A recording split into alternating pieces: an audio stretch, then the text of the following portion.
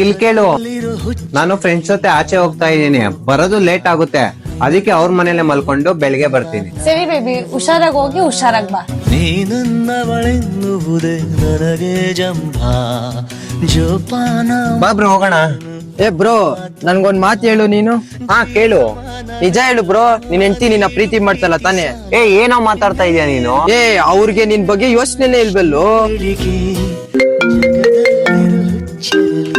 ನೆನ್ಪಾಯ್ತಲ್ವಾ correct time ಮನೆಗ್ ಬರ್ಬೇಕು ಅಂತ?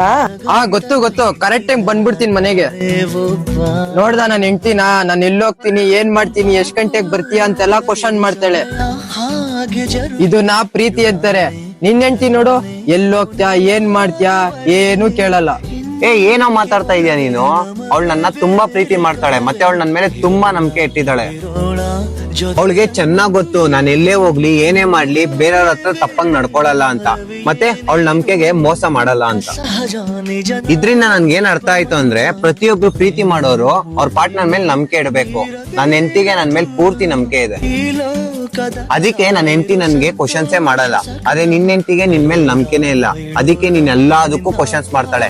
ಎಲ್ಲೋಗ್ತಿದ್ಯಾ, ಏನ್ ಮಾಡ್ತಿದ್ಯಾ, ಎಷ್ಟ್ ಗಂಟೆಗೆ ಬರ್ತೀಯಾ ಅಂತ. ಸರಿ ಬಾ ಬ್ರೋ ಹೋಗೋಣ.